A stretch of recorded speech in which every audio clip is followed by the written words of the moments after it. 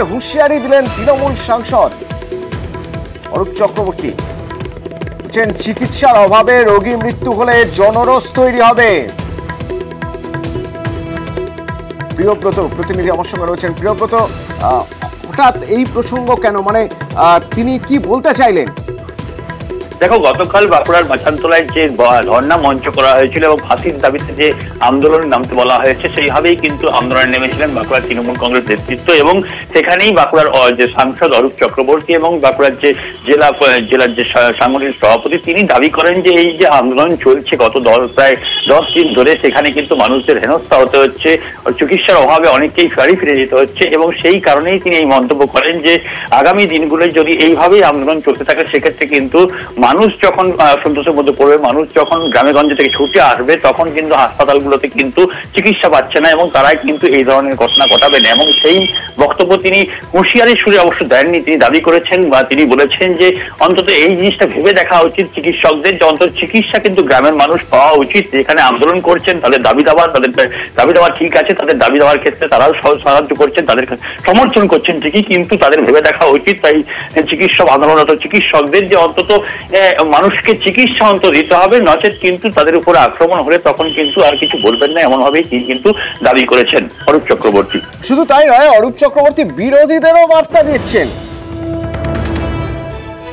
দিচ্ছেন, সে প্রসঙ্গেও কথা হবে। তবে তার আগে চিকিৎসকদের হুমকি দিচ্ছেন রীতিমতো, চিকিৎসার অভাবে রোগী মৃত্যু হলে জনরোষ তৈরি হবে বলছেন অরূপ চক্রবর্তী। শুনুন।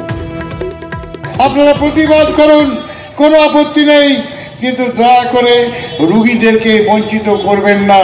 বিনা চিকিৎসায় রোগীরা যদি মারা যেতে শুরু করে, যদি আপনারা চিকিৎসা না হন, আপনাদের বিরুদ্ধে জনরোষ তৈরি হবে। গ্রামের মানুষ দৌড়ে আসবে হাসপাতালে, তখন কিন্তু আমরা রক্ষা করতে পারবো না।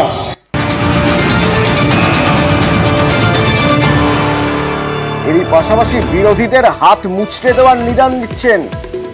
বলছেন মমতার গায়ে কালি লাগালে হাত মুচড়ে দেওয়া হবে। প্রিয়ব্রত, বিরোধীদেরও হুঁশিয়ারি দিচ্ছেন অরূপ চক্রবর্তী।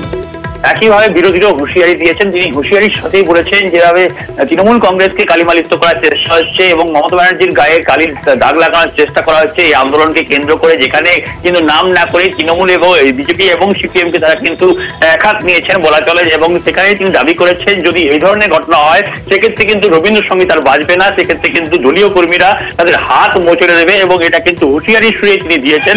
এবং এর পরিপ্রেক্ষিতে অবশ্য যে বিরোধী দল সিপিএম এর পক্ষ থেকে দাবি করা হয়েছে তিনি যে দলের কর্মসূচি করতে গিয়েছিলেন সেই ধরনের কথাবার্তা তিনি বলেছেন এবং এটাকে তিনি কটাক্ষও করেছেন। অরূপ চক্রবর্তী কি বলছেন? বিরোধীদের হাত মুচড়ে দেবেন বলছেন বিরোধীদের হাত মুচড়ে দেওয়া হোক, মমতার গায়ে যদি কালি লাগায় কেউ। এরা কি বলছে? মমতা বন্দ্যোপাধ্যায় রিজাইন করো, তার গায়ে কালি লাগানোর চেষ্টা করবে না, হাতটা মুচড়ে দেবে তৃণমূল করবে না। যারা মিথ্যা অপপ্রচার করে বাংলার নেত্রীর নামে, বাংলা সরকারের নামে, তৃণমূল কংগ্রেসের নামে কুৎসা রটনা করবে, তাদের কিন্তু আর রেহাই নয়, আর রবীন্দ্রসঙ্গীত বাজবে না।